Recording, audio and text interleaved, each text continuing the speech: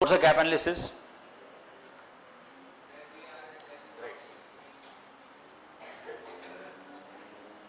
It is the difference between present state and desired state. And obviously, desired state would be much higher than present state. It's very, very rare that present state is much higher than desired state. Then जरूरत नहीं ना gap analysis की, right? So this is done for all functions, all departments, etc. And you get into a whole lot of issues. Okay, this is where the gaps are, right? You might end up with many issues. So what's the next step? You can't address all of them at once. You have to get into priorities and what is important currently. Okay. Take the example of, let's say, ICICI Bank. When ICICI Bank did a lot of gap analysis, they found huge gaps between what people are and where they should be. But what is the priority currently? It is more behavioral of how to handle customers. Technical skills can take a back seat because today they've got technology to address a lot of technical skills. Today they have technology, so technology would take care of a lot of the gaps. So priority today is behavioral, where ICICI Bank is spending a huge amount of money in training people in dealing with customers, dealing with angry people, etc., etc. Because that is the key for them, it's a priority. Obviously, then they'll have to get into other priorities like technical trainings, etc. And for that, they are doing a lot of e-learning, which will come to slightly later. So, but the intervention physically, where a lot of money is being spent, is the communication and behavioral. Technical skills, they are spending a lot of money, but they are trying to use technology by e-learning and internal modules, where a person can sit at his desk and also do it, right? But again, before you get into the actual training, design and delivery, you have to find out, okay, why are these gaps occurring? Okay, why are these gaps occurring? What is the biggest reason for the gap normally? What is normally the biggest reason for the gap? Lack of knowledge itself. No? It's lack of knowledge itself. Okay, is the biggest cause, because your education system has not taught you that. Simple. But what is the second biggest cause?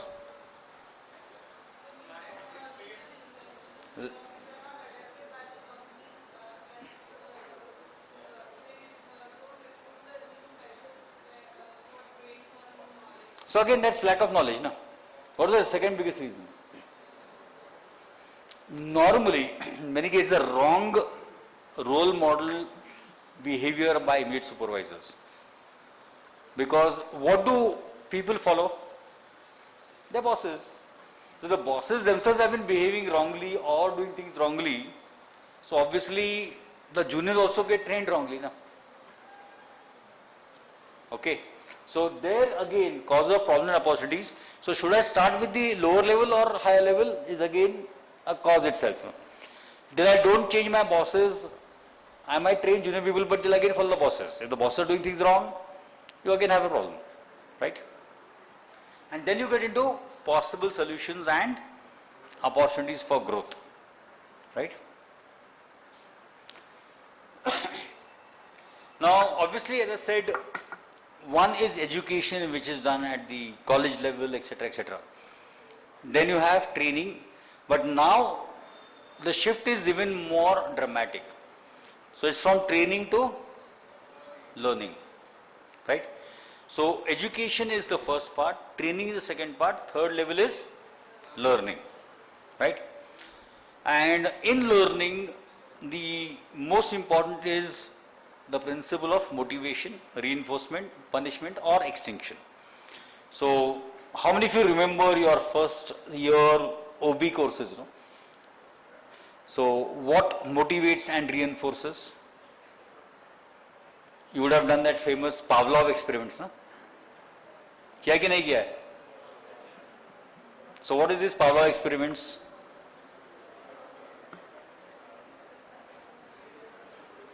See, if something is done rightly, a reward is given. If something is done wrongly, punishment is given. So based on the experience, motivation happens whether to do or not to do, which in turn leads to learning, right? So example, what was the Palo experience all about? That a particular animal is given a shock if he goes nearby something, so it learns not to go there. But if it goes to some other area, it's given something to eat. So what does it learn? To do the positive thing so that it gets something to eat. The moment it does something negative, it gets a shock, which is unpleasant. So same thing is used in learning. Can I reinforce desired behaviors by the right rewards? Can I prevent undesired behaviors by punishment? And the last is what? The threat of losing a job. Extension is nothing but threat of losing a job, right?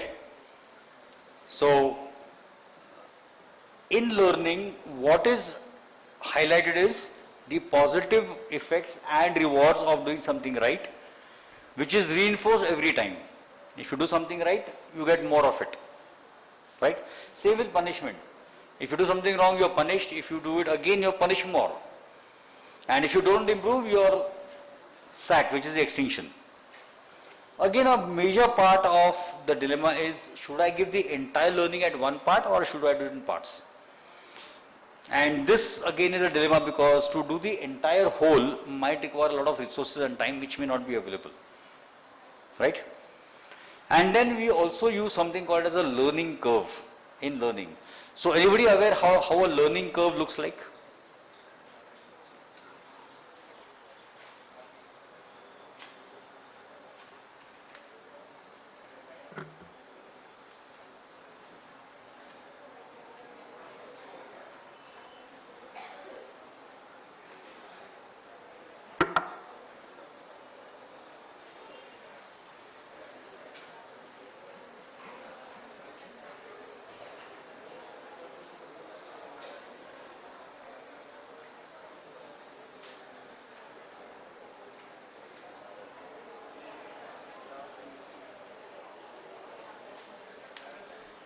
Okay, this is how a learning curve would look like. Initially, it is slow because there's a resistance. Okay, in learning, initially the learning is slow because there's a resistance. What's the biggest challenge in learning? It's basically unlearning, which requires time. So unless you unlearn, you can't learn something new. So this time is required for the unlearning, and then you start the learning part. The moment unlearning happens, learning happens quickly, right? But then after a particular level, it actually drops because there's something called as a fatigue factor. So you keep on doing something new, but over time you get bored with it, you get tired with it, and you tend to slip back to some of the earlier norms, right? So learning actually comes down, and this is the time when you actually need to give more learning. That's why today whole learning is not normally emphasized. You give a part, let it build up, there would be a fatigue factor, there's a fair degree of improvement, and then you go to the next level. Clear? Now again, each person would have different ways in which he would learn. So we're going to look at largely 4 learning styles, as we call it. The first type of learning style is an accommodator, who learns more by doing and feeling it. Okay. The second type of learning is a diverger, where he doesn't do it himself, but he observes and feels it. There's a converger, who is doing and thinking, and the last assimilator, who is observing and thinking and assimilating it from somebody else, right? Normally learning would be a combination of all 4, right? Now if you look at typically learning cycle, how it happens.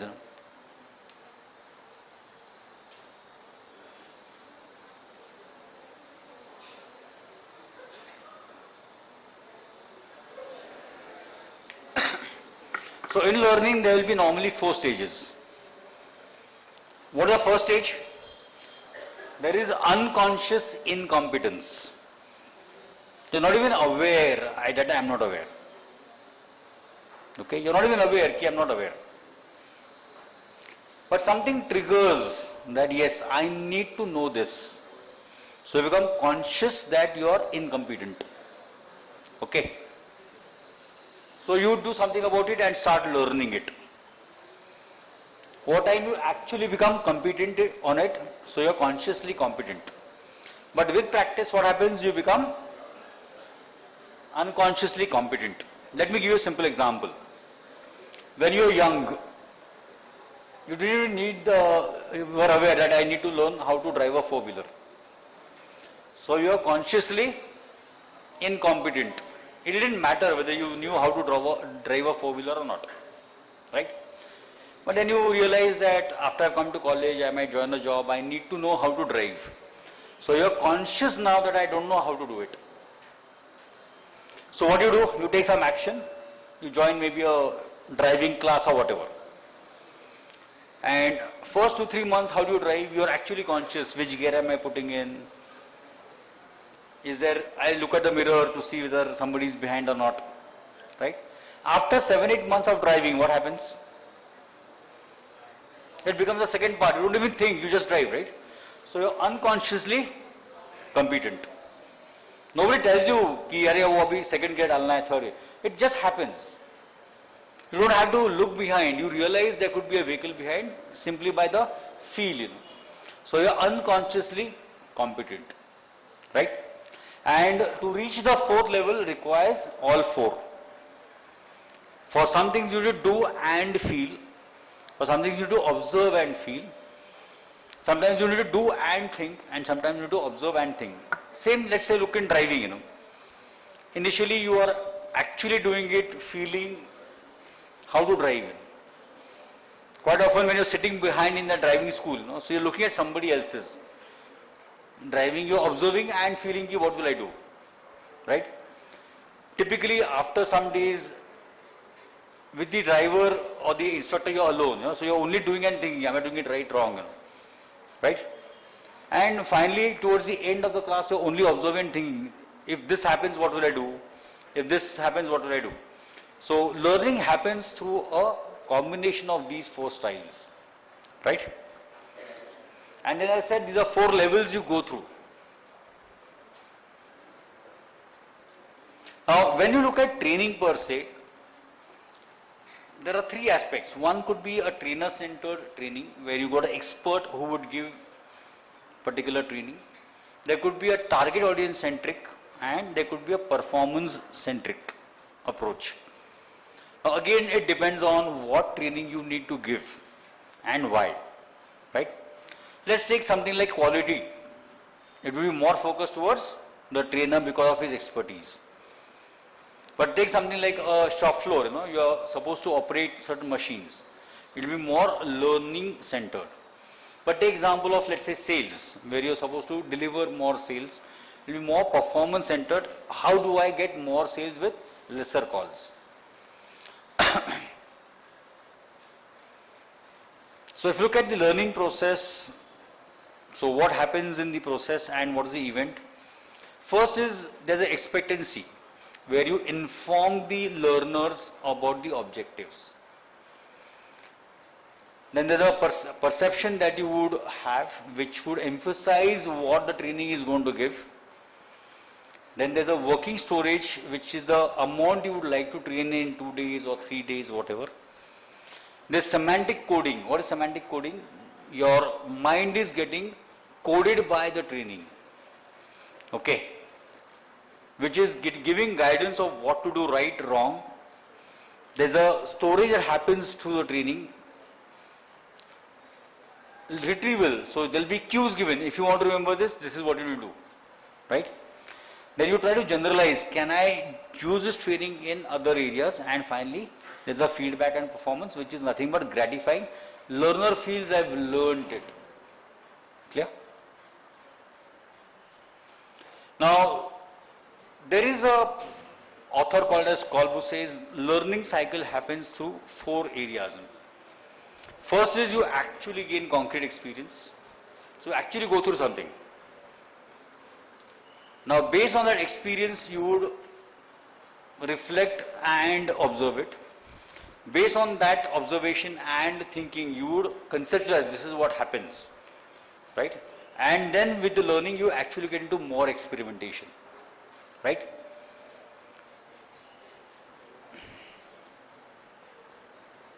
So when you look at training,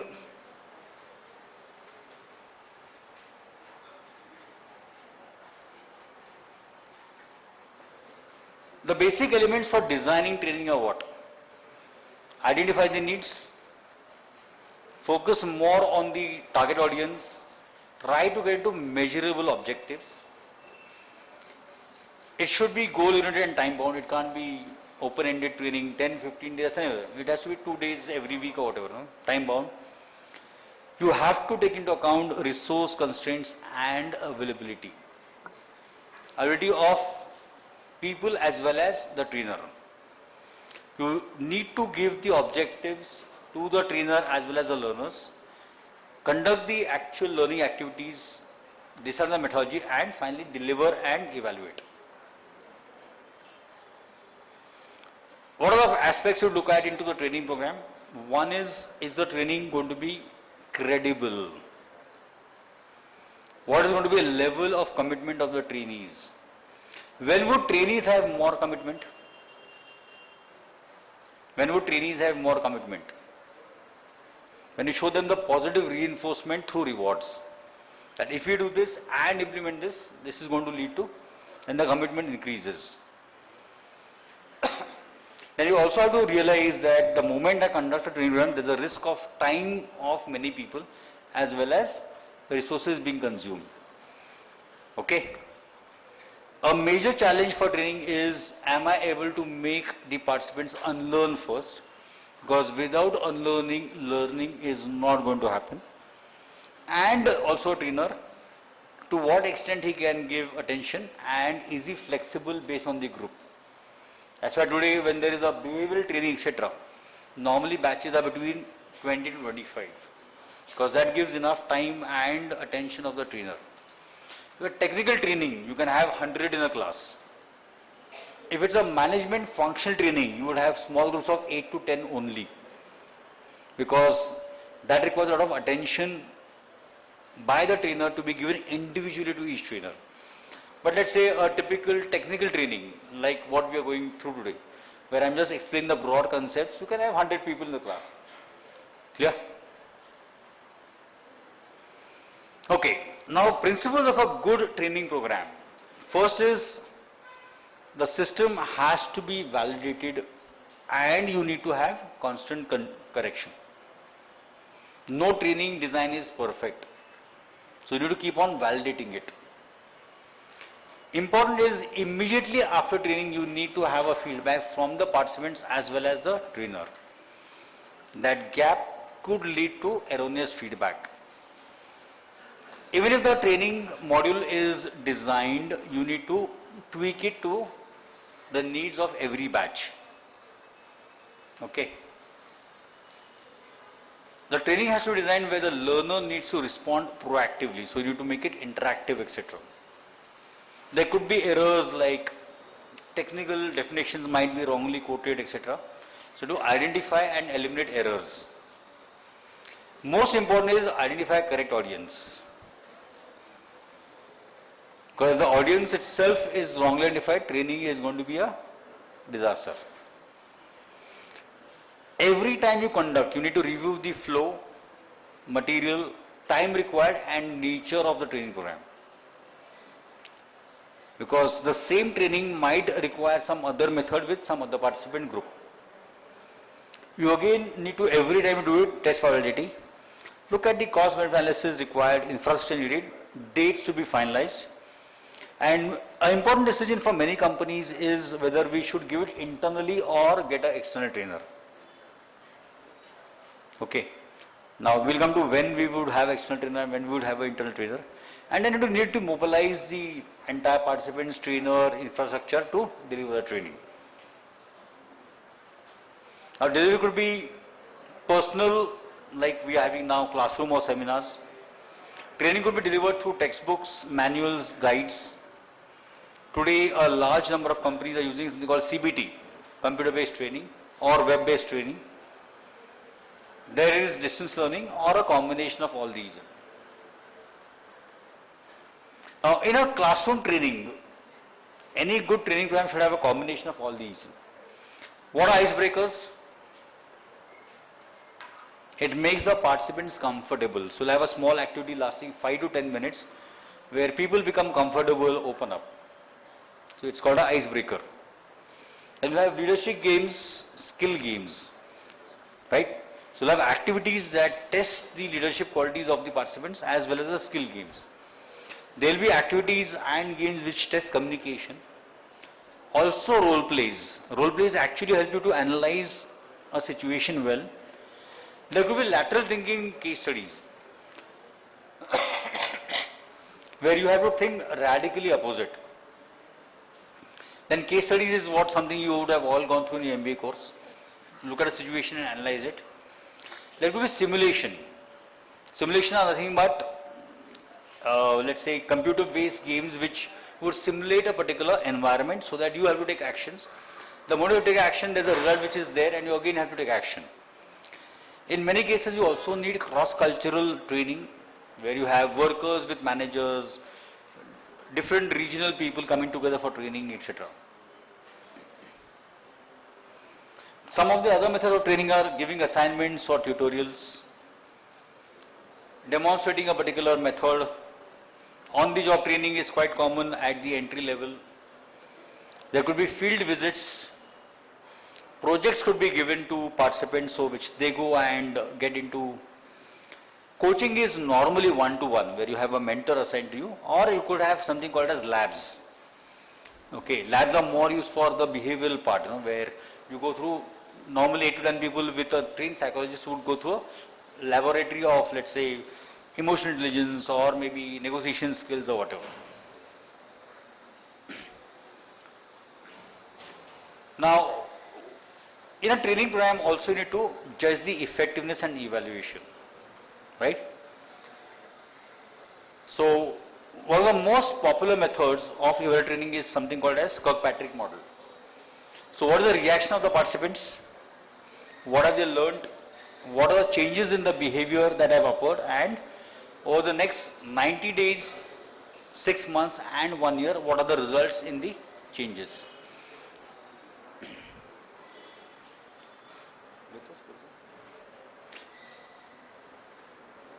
Okay, let's look at another aspect of training which is called as career planning. Now, career planning is something which many companies would get into because they want to retain people. Now, obviously, nobody would like to join as a GT and remain a GT for life, right? So, obviously, he needs to understand that maybe after 3 years I might become assistant manager. After 5 to 7 years I will become a manager. After 8 years maybe a section head. Maybe 15 years later I could become a AVP, possibly. So, in career planning, you need to look at what are the careers that could be possible. So, you need to assess, you need to explore, make decisions for different participants and train and educate them towards those careers. Now, obviously, what are the new methods that are being used? As I said, computer-based programs. Something called as modular programs, where people would go through modules of programs. Action-centered learning, where people are actually put on the field. There could be competency-based training. There are agencies that do what is known as assessment centers and competency-based centers. NLP is a new field.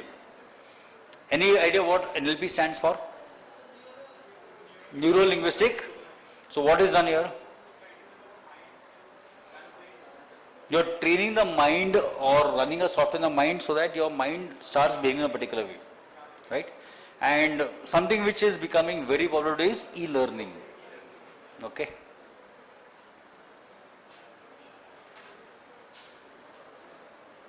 Okay, we'll be covering counseling in the afternoon part where we have PMS also, no? So I'm going to request Chaitanya to take over now with his module.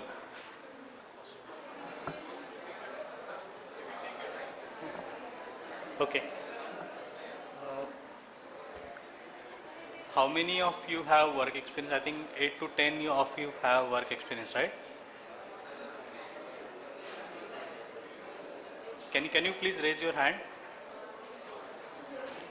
Okay, great. Uh, okay, in a typical company, can somebody let me know what is the hierarchy?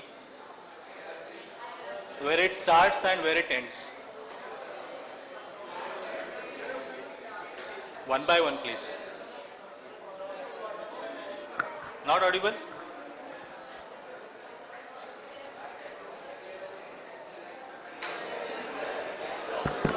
It is better? Good. So, can anyone explain what is the typical hierarchy in an organization? Anyone, I mean.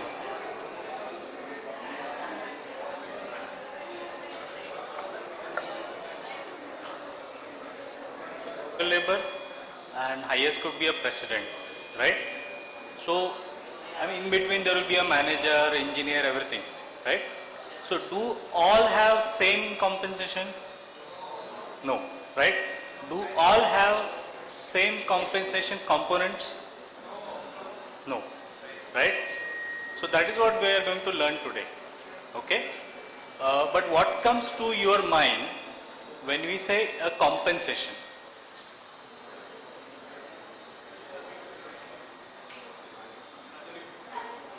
Okay, good. I'm sorry. Okay. Great. Okay, good.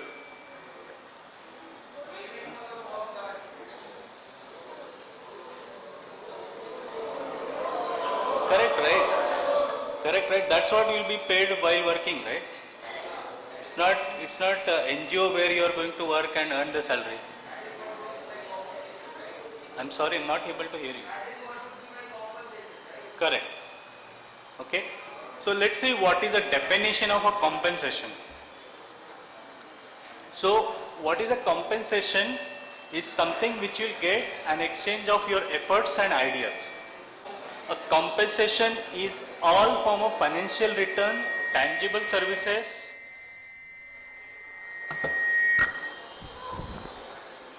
employee. Okay. Now, what are the typical forms of pay? I mean, there will be some base wages applicable to you. There will be some merit based. There will be some incentive and service benefit. Okay. So there are typically two approaches followed for the compensation. Okay. So one is traditional and other is total reward. Okay. So what is the difference between two? So in a case of traditional approach, the compensation is a primary base pay. Okay. And in case of total reward, the variable pay is your base pay. Okay. So as we have seen here, what are the different forms of pay? This is a base wages and a merit. Okay.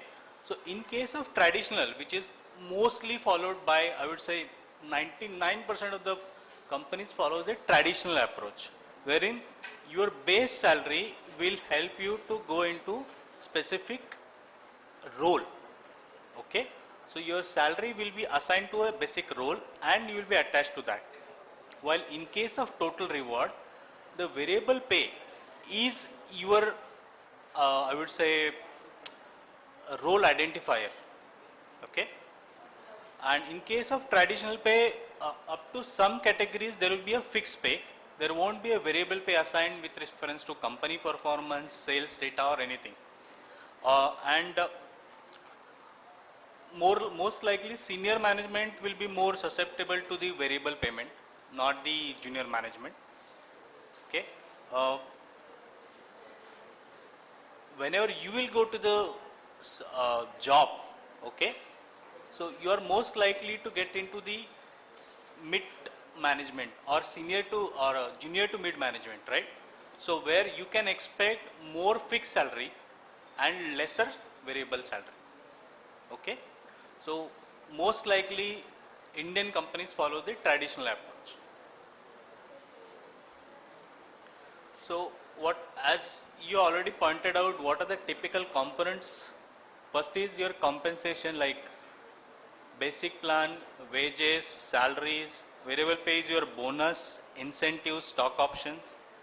Apart from that, these are like you will get it on your hand in terms of cash. Okay, so there will be some component which are non-cash, but company is paying cash to somebody on your behalf. So that is your benefit. So you will get a health cover, maybe insurance related to life or disability. Your leave is part of your benefit. Okay, so you can very well judge that company giving 24 holidays is giving more benefit than companies giving 10 holidays. Okay, retirement and pension plan. Nowadays, this plan, this particular line item is most likely removed from all the companies. Nobody is currently trying to tie retirement plan with your compensation. The other aspect is most likely the employees will live within 3 to 5 years. Okay, they never go to that superannuation stage in a particular company. The most important aspect nowadays coming up is educational assistance. So you will be completing your MBA, you will go to your job. Okay, still you will require to have some additional knowledge. Okay, so it may come in the form of your training given by the company, but apart from that you may like to do something on your own. Okay, that is something educational assistance provided by the company. And other aspect is work-life support. Most likely you will be working 8 to 8 or 8 to 6. Okay, but company mostly, company do understand that there should be a work-life balance. Okay, so they will create some events, or they will organize some events. They will give you some coupons. So that is related to work-life balance. Okay, now third aspect is performance and talent management. Okay, so obviously once somebody join, obviously he will expect there should be a growth in my salary, growth in my role. Right, that is something related to performance and talent management. So there will be once you join, there will be a KRA assigned to you. So some companies say KRA, somebody says goal, or there are different names assigned to it. But you will be given I would say a goal which is to be attained after specific period of time. Okay, that is your performance appraisal. Okay, so there will be a review. So a review is something where you will be monitored over a period of time to understand whether you are on track, off track, whether you need some level of assistance to meet that goal. And other aspect is talent management, like you will be training, HR development, career planning and succession planning. So career planning you must be aware, right, where you want to go after some days, or where you want to reach after 5 years, 10 years, what skill set you need to acquire. But do you know what is mean by succession planning? Any idea?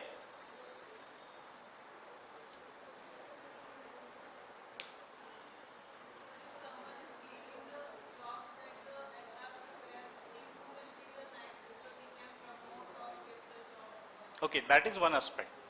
But the other most important aspect is, let's say you are at a stage 1, you go to stage 2, right? It doesn't mean that there is no job for stage 1.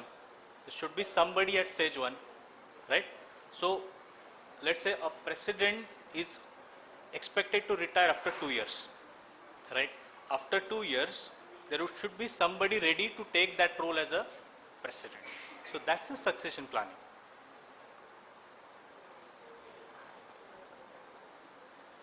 Okay, so in terms of philosophy, if you are a part of organization, being a part of organization, being a regular employee, you will be entitled to some benefit. Okay, that's your right to ask from company. Okay, and there will be some benefits which are from the performance perspective. How are you performing? Okay, so that these are the two extreme in which your compensation will be lying. Okay. So in case of entitlement, the seniority based pay, which most likely happens with the case of government employees. So the more years of work experience, more is the pay. Okay. There could be across the board rise, pay scale. I mean, for especially in case of government, there will be a pay scale rise per annually. Okay. But in case of private companies, it will be most likely to be tied with the company performance. Okay. So let's say you have a base salary of 10,000 when you join. Let's assume number. Okay. So next year, whether that will be 11,000, 15,000, 20,000, that will be related to the company performance. So that's a pay scale. Okay. But while in case of government, there will be a base salary to given to you. Let's say it's a 10,000. So there will be fixed increment to you. Okay. So pay scale annual rise could be a two ways. It could be in case of private companies based on the company performance, and in case of government, it's a fixed pay rise. Okay, I mean there could be a bonuses. You can name it any name. Okay, but when it comes to performance, performance has no relation to the length of service. Frankly, okay, if you don't perform or if anyone doesn't perform, then he will not be given any or a single penny from the performance. Okay, and in case of non-performance, you may be asked to leave. Okay. Uh, Second is market adjusted pay structure. Like for example, some companies which are very relatively new or not so cash rich, they can very well say that yes, your salary can be matched with the best in class, but only if you perform, only if you generate X INR of business. Okay, so that is a one way company try to match with the best in class of salaries.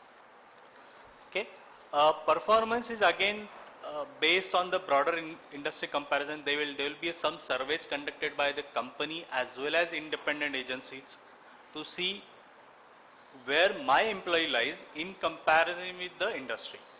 Okay, and again bonus linked to performance. Okay. So, what are the typical components of total compensation? Okay.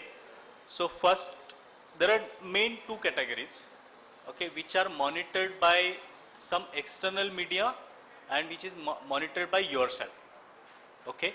So, which are monitored by external can be assigned to some monetary numbers. Which are monitored by you cannot be assigned to any monetary numbers. Okay. So, monitored by an individual is known as intrinsic reward system. It's more about uh, you feeling good about yourself. Okay, it's more about getting satisfied or uh, feeling good about yourself. Okay, it's more like how you are part of a team, how you take a challenge. Okay, then recognition is something you will get if you do well, right? So nobody can force you to say that okay, you do it, we'll give you this, right?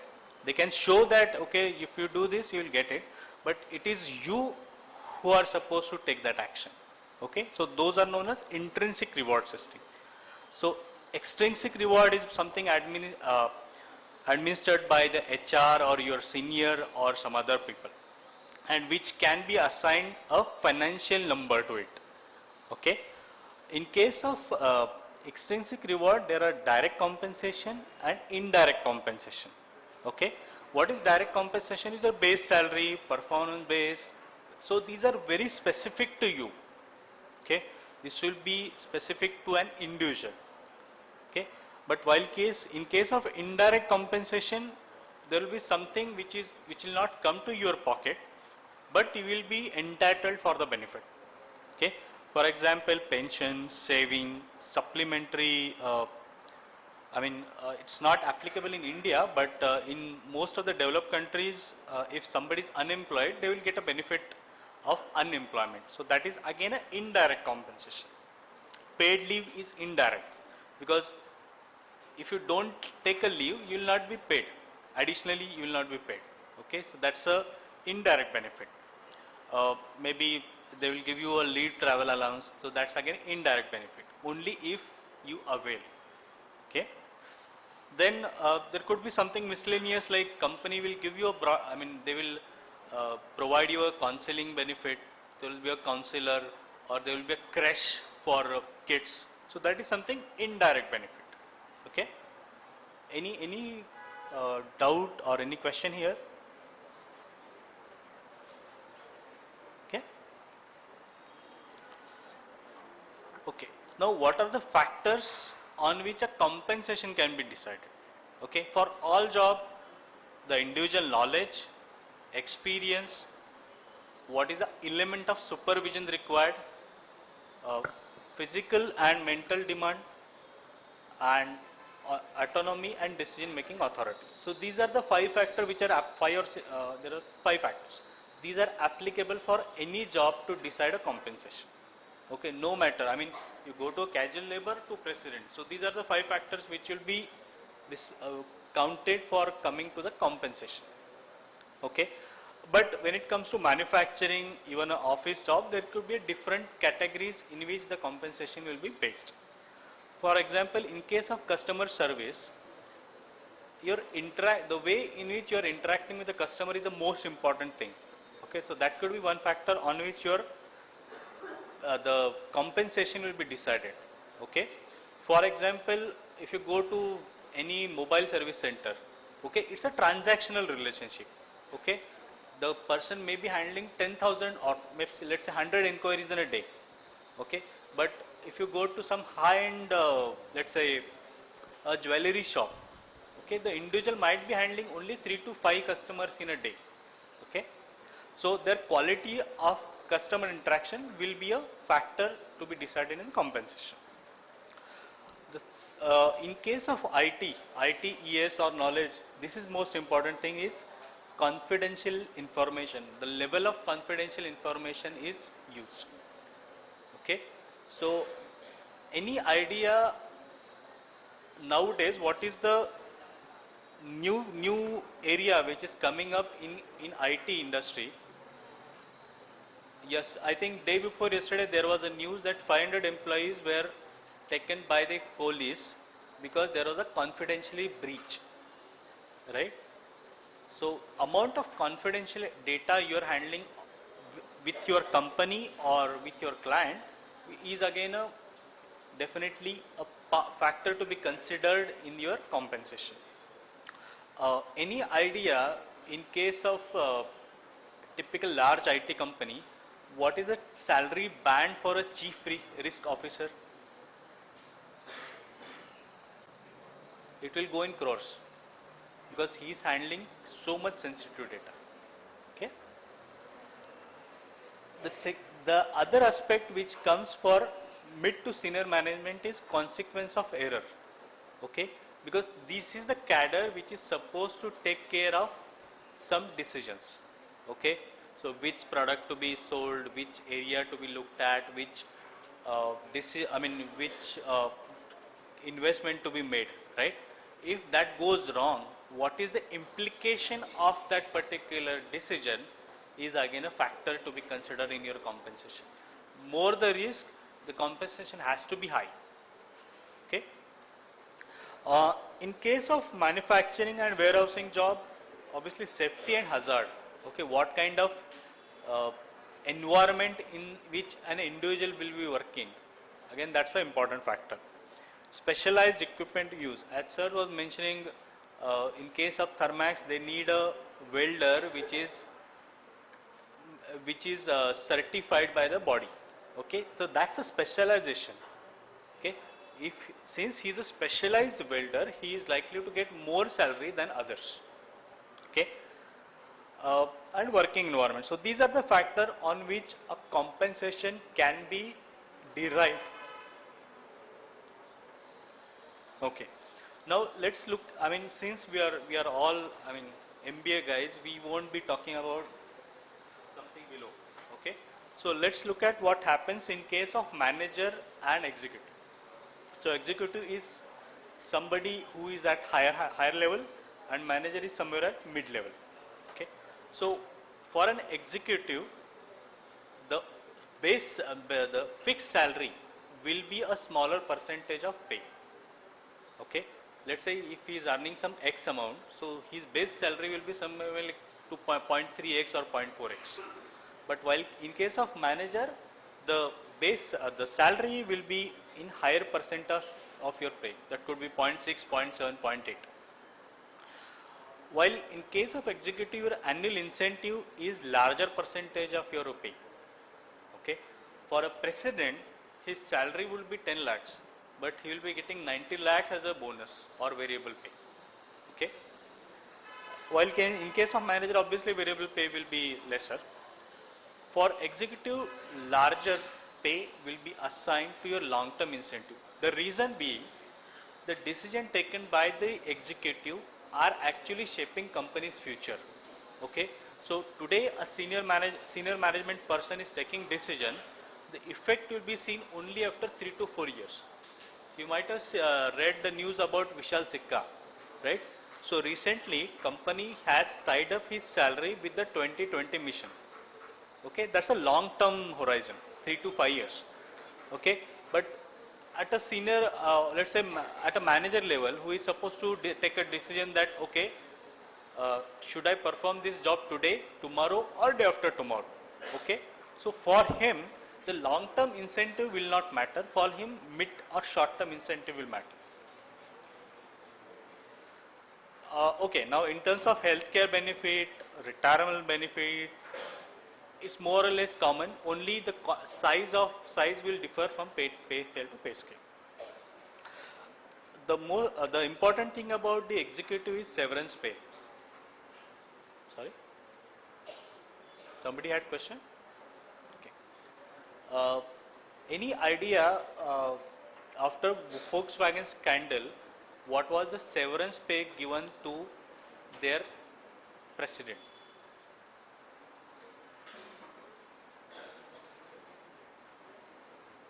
How many of you have followed that particular thing, Volkswagen scandal?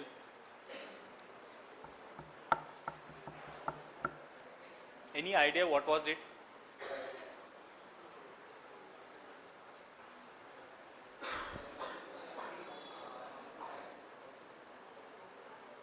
Any idea what was Volkswagen scandal was all about?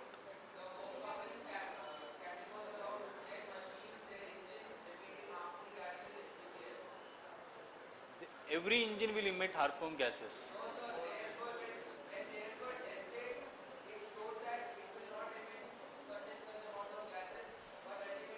So their engines were emitting more than the prescribed limit, right?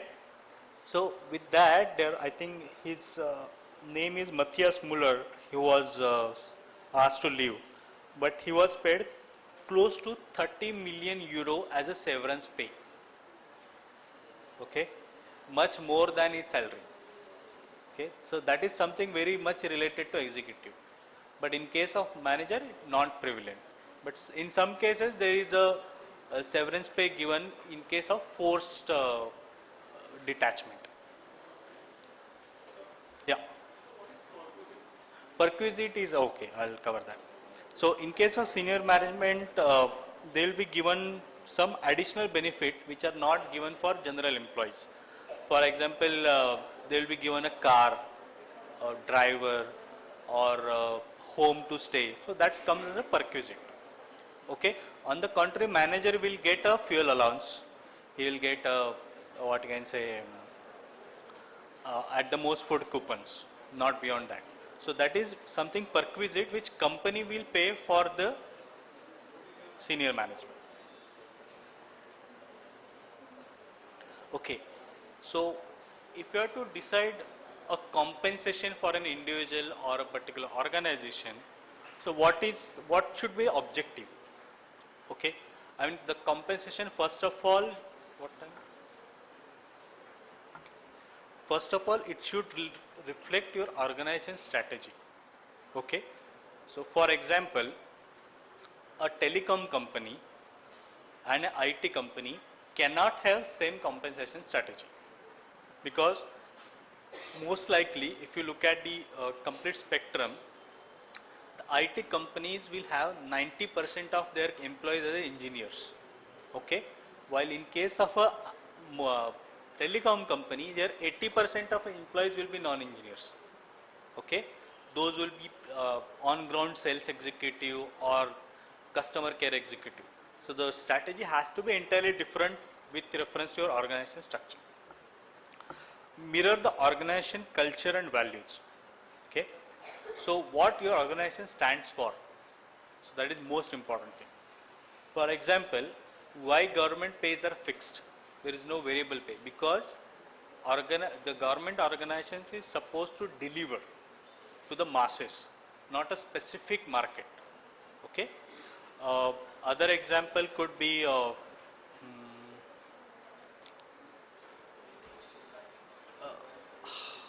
Microsoft or Google. Okay, what they say is we are a global companies.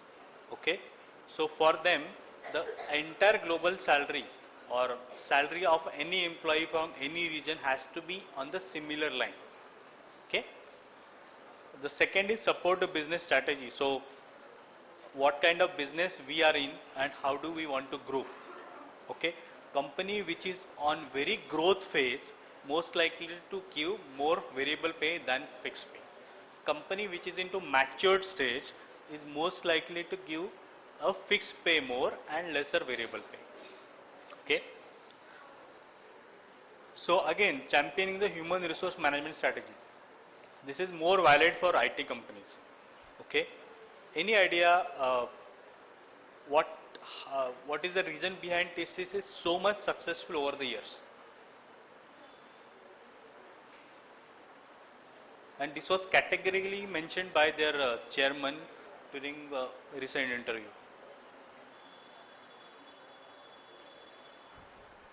They hire only freshers. Okay. They hire, I mean, if they hire 100 employees in a year, or much more than that, but 95% should be fresher. Reason is their salary levels are low. Second, they can be trained very easily. Okay. And the price they get or the amount they invoice to the customer is much higher than what they had to pay. Okay, that's a human resource strategy. Second is some companies don't want employees to stay more than the limit. Frankly, there are companies who expect employees to leave after 3 to 4 years. Okay, so that will be directly reflected to your. There are no benefit assigned to your length of employment.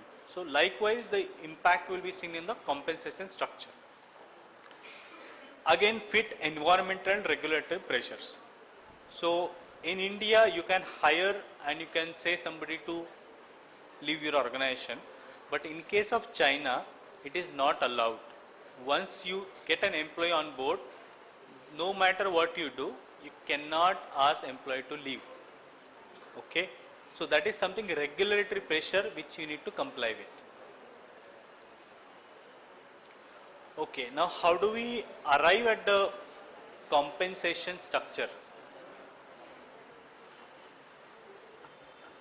Okay, so there will be a job valuation or then there should be a survey data. Okay, so the first two parameters are basically external to organization.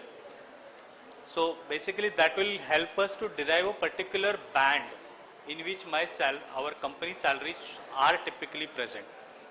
Okay.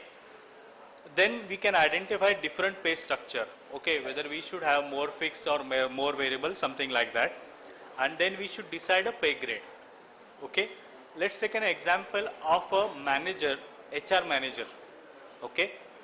So first of all, we need to understand what activities he is supposed to perform.